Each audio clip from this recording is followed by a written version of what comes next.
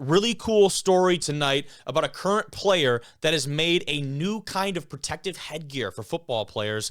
This is the man right here, Johns Hopkins safety Carter Hogg, taking position to new level as inventor of protective headgear. That's a tweet from the Baltimore Sun. There's a bunch more places reporting on this. There needs to be even more because this is such a cool and unique story about a current player. I believe he's a sophomore right now for the Blue Jays that is making some big waves in the football and kind of the health world with what he's done. And I think the best way to describe this for you is by literally just showing you a picture of what exactly he's got going on. And then after that, kind of describing it. Because I think seeing the picture first is just very interesting and not exactly what you expect. This is the headgear that has come into question and more so that is trying to be implemented and is currently under a lot of testing to prevent a lot of that head and neck area trauma.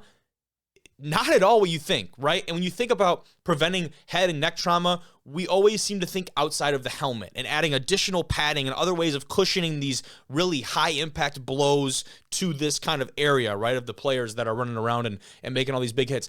His rationale with this is making something that goes underneath the helmet that can be worn by all players. And he talks about it right here. He says, quote, "It's essentially a flexible neck brace. It's not going to restrict the movement of the player whatsoever during the normal play, but when you do take that hit, it actively hardens, and in doing so, resists the skull's movement, so the acceleration of the head itself is reduced drastically."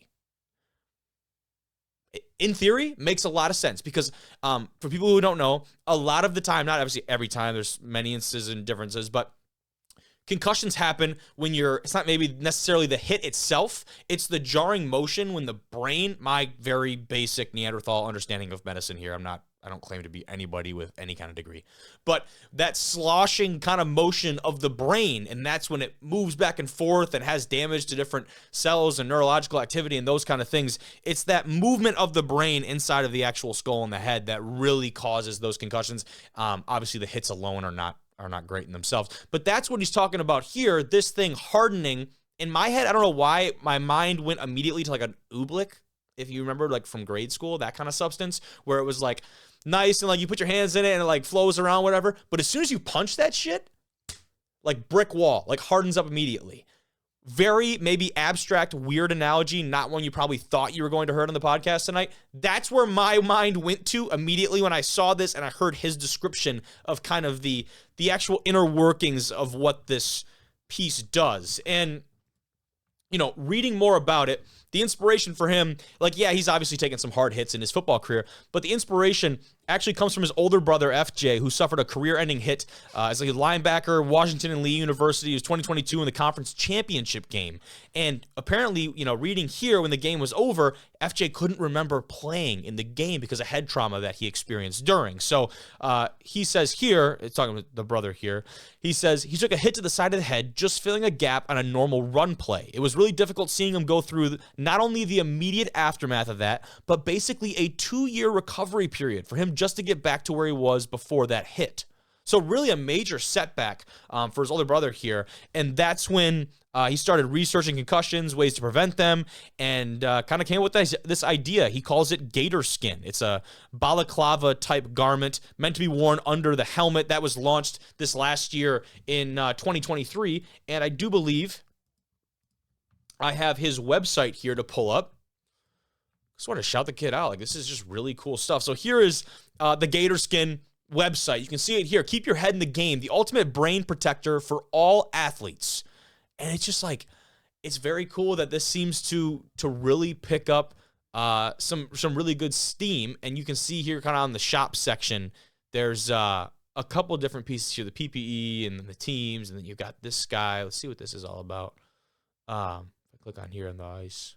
But a lot of really cool stuff, here. So this is a more hockey form, or kind of like alternative, but a lot of the same kind of ideas. You can see this has already been picked up by a lot of acclaimed places. You see, as seen on SB Nation, ESPN, Reuters, like all these media organizations that have picked up his story. So we are certainly not the first ones on the story for this guy, but you know, what makes it really interesting and what's really awesome about it is that they have done some like legitimate studies, and these ones were conducted at Virginia Tech's Helmet Lab. It found the product reduced the risk of concussion by 59%. Current testing is still ongoing. I think they're very much still in the relatively early stages of seeing the full-time effects, and obviously you're not going to get 100% foolproof data without putting this out into the field and seeing how it affects the athletes out there. So really cool stuff.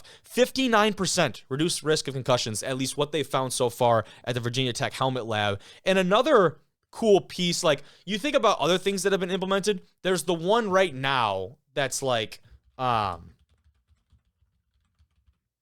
trying to think of what it's called. It's that little neck, the Q collar. That's it. Q collar.